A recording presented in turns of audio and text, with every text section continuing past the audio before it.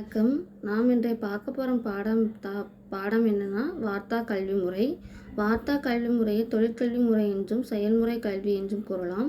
இத்திட்டத்தை நம் நாட்டு தந்தை காந்தியடிகள் மத்திய பிரதேசத்தில் உள்ள வார்த்தா என்னும் ஊரில் முதலாக தொடங்கினர். அதற்கு அப்பெயர் ஏற்பட்டது. மகாத்மா காந்தியின் சிந்தனையின் அடிப்படையில் 1937ஆம் ஆண்டு அறிமுகப்படுத்தப்பட்டது. இந்த திட்டம் நை தாலீம், புனியாடி தாலீம் என்றும் அழைக்கப்பட்டது. ஒரு தொழிலை ஆதாரமாக கொண்டு கல்வி கற்பிக்கப்பட்டதால் இதனை ஆதார கல்வி என்றும் கூறுவர்.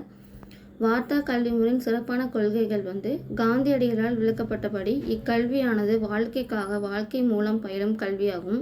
சமூக சூழலுக்கு ஏற்ப அதன் மூலம் மாணவர்கள் கல்வி அறிவை அனுபவத்தோடு இணைத்து பெறுகிறார்கள். மேலும் ஆதார தொழிலின் மூலம் உற்பத்தி செய்யப்படும் பொருட்களின் விற்பனையினால் பள்ளி செலவின் ஒரு பகுதியை ஈடு செய்ய வேண்டுமென்பதும் இத்திட்டத்தின் நோக்கமாகும்.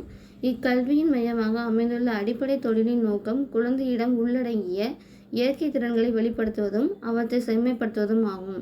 தேர்ந்தெடுக்கப்படும் அடிப்படை தொழில் மாணவர்களின் அறிவு வளர்ச்சிக்கும் ஏற்றதாக இருக்க வேண்டும். உற்பத்தி வேலைக்கும் கைத்தொழிலுக்கும் இக்கல்வி முறை முதலிடம் தருவதனால் இதில் புத்தக படிப்பு புறக்கணிக்கப்படுகிறது. இத்திட்டத்தை கிராமங்களில் மட்டுமன்றி நகர்ப்புறங்களிலும் மேற்கொள்ளலாம். அடிப்படை தொழிலை தேர்ந்தெடுப்பதிலும் பாடத்திட்டத்தில் சில மாறுதல்களை செய்து கொள்ளலாம். இக்கல்வியின் தத்துவம் மட்டும் மாறாமல் இருக்கும்படி பார்த்து கொள்ள வேண்டும்.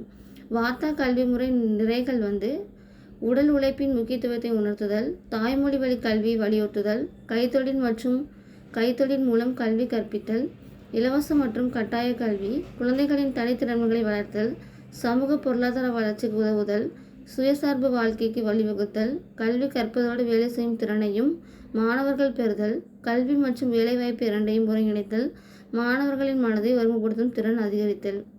வார்த்தா கல்வி முறையின் குறைகள் வார்த்தா கல்வி திட்டத்தில் கைத்தொழிலுக்கு அதிக முக்கியத்துவம் கொடுக்கப்பட்டதால் மாணவர்களின் அறிவாற்றல் வளர்ச்சி தடைப்பட்டதாக விமர்சனம் எழுந்தது. இந்த கல்வி முறை கிராமப்புறங்களுக்கு மட்டுமே பொருந்தும் என்றும் நகர்ப்புற மாணவர்களுக்கு இது பயன் தராது என்றும் கருத்துக்கள் நிலவுகின்றன. இந்த கல்வி முறையை நடைமுறைப்படுத்துவதற்கு போதுமான ஆசிரியர்கள் மற்றும் வளங்கள் இல்லாததால் இது முழுமையாக வெற்றி பெறவில்லை.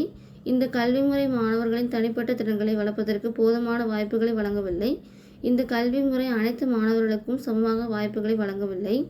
வார்த்தா கல்வி திட்டம் கைத்தொழிலுக்கு அதிக முக்கியம் கொடுப்பதால் மற்ற பாடங்களை மாணவர்கள் கற்றுக்கொள்வதில் குறைபாடு இருந்தது.